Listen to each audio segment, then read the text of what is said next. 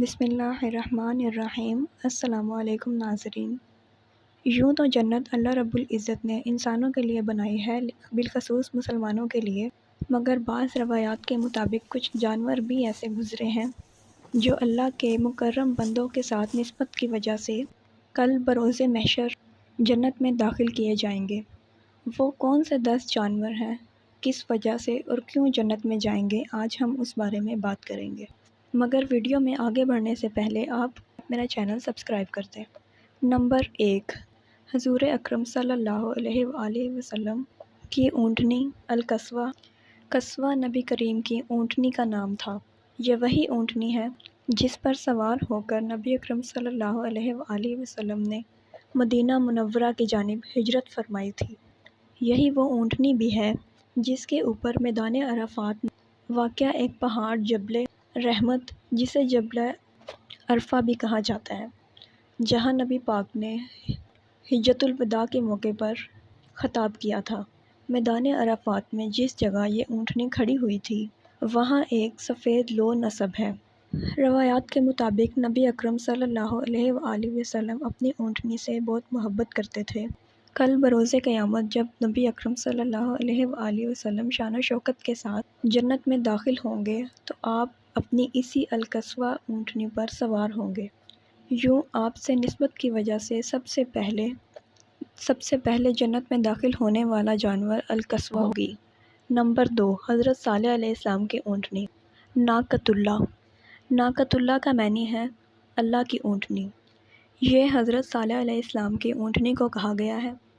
اس اونٹنی کا ذکر قرآن مجید میں سورہ لوط کی 64ویں آیت میں کیا گیا ہے۔ ناقۃ اللہ کی اضافت سے مراد شرف و عزت ہے، جیسے کہ مسجد کو بیت اللہ کہا گیا ہے۔ یہ اونٹنی بھی معجزہ اور نشانی کے طور پر مقرر کی گئی۔ روایات کے مطابق وہ اونٹنی حضرت صالح علیہ السلام کا معجزہ تھا۔ وہ سب سے پہلے ایک پہاڑی سے برآمد ہوئی تھی۔ قوم نے کہا تھا کہ اگر آپ اللہ کے نبی ہیں تو اس پہاڑی سے ایک اونٹنی نکال کر دکھائیں جو باہر آ کر بچہ پیدا کرے، تو اللہ کے حکم سے ویسا ہی ہوا، مگر قوم نے اس اونٹنی کو قتل کر دیا تھا، اس لیے ان پر اللہ کا عذاب نازل ہوا۔ ناظرین، کہا جاتا ہے کہ وہ اونٹنی بھی جنت میں جائے گی۔ نمبر 3، حضرت ابراہیم علیہ السلام کا بچڑا۔ روایات کے مطابق حضرت ابراہیم علیہ السلام کی بارگاہ میں اللہ رب العزت کے 2 فرشتے تشریف لائے۔ وہ دونوں انسانوں کی شکل میں تھے۔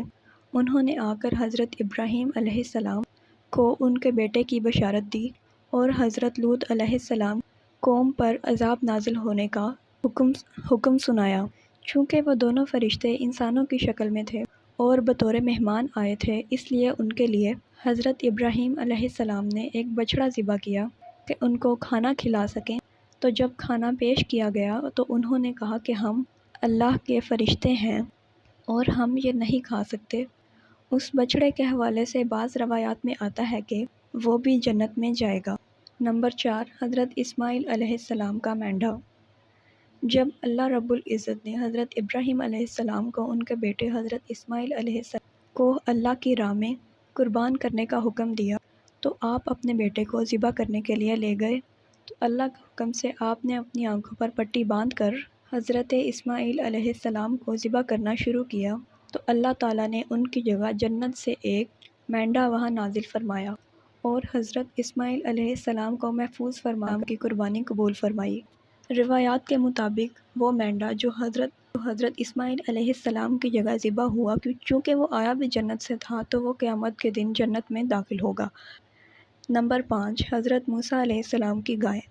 اس گائے کا ذکر قرآن پاک میں بڑی تفصیل سے ذکر کیا گیا ہے۔ سورہ بقرہ اسی گائے کے نام پر ہے۔ بنی اسرائیل کے لوگوں نے ایک قتل کر دیا۔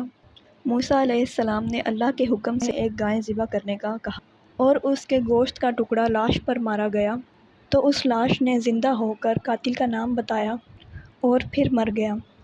جو مخصوص گائے اس وقت ذبح کی گئی تھی وہ جنت میں جائے گی۔ نمبر 6، حضرت یونس علیہ السلام کی مچھلی۔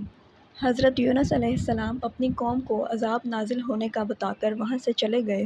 راستے میں ایک کشتی پر سوار ہو گئے، طوفان آ گیا اور کشتی ڈوبنے لگی۔ ان لوگوں کا رواج تھا کہ بھاگا ہوا غلام اگر کشتی میں سوار ہو جائے تو کشتی ڈوب جاتی ہے۔ کشتی والوں نے کہا لگتا ہے کوئی غلام بھاگا ہوا اپنی کشتی میں سوار ہو گیا ہے۔ کرا ڈالا گیا، 3 دفعہ حضرت یونس علیہ السلام کا نام آیا۔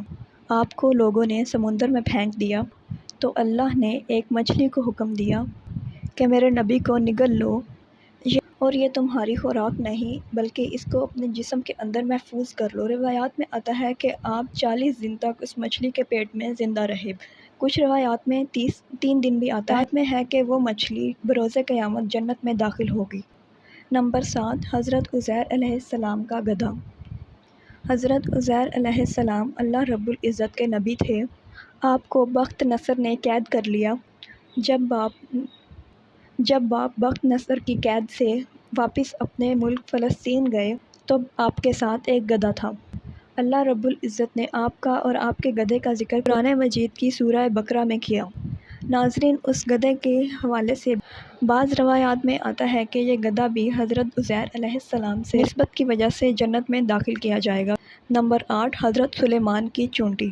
اس چونٹی کا ذکر قرآن پاک میں بڑی تفصیل سے موجود ہے کہ اللہ رب العزت نے اس چونٹی کے حوالے سے پوری سورہ نمل نازل فرمائی۔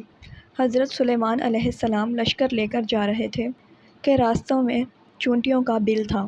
چونٹیوں کے سردار نے باقی چونٹیوں سے کہا کہ سلیمان کا لشکر آ رہا ہے، اپنی اپنی بلوں میں داخل ہو جاؤ، ایسا نہ ہو کہ تم کچل دی جاؤ۔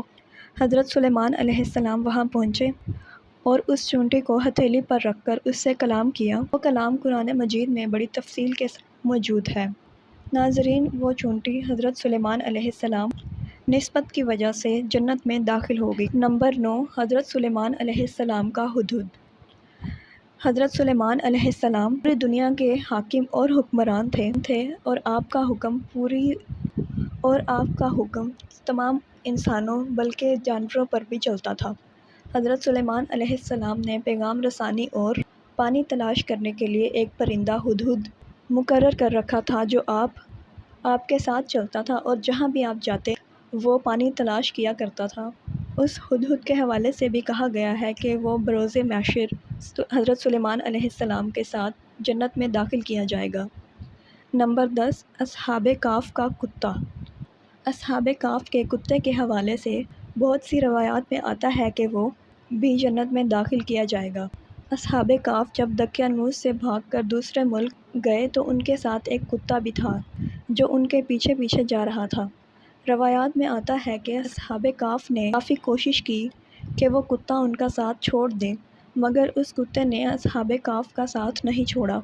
ان کو ڈر تھا کہ یہ کتا بھونکے گا اور ہم پکڑے جائیں گے، مگر وہ کتا خاموشی سے ان کے ساتھ چلتا رہا اور جس غار میں وہ سوئے رہے وہ کتا اس غار کے دہانے پر سو گیا۔ اصحاب کہف کے ساتھ وفاداری کی وجہ سے اس کتے کو تاریخ میں کافی مقام حاصل ہے اور اس کے حوالے سے روایات میں آتا ہے کہ وہ کتا بھی جنت میں داخل کیا جائے گا۔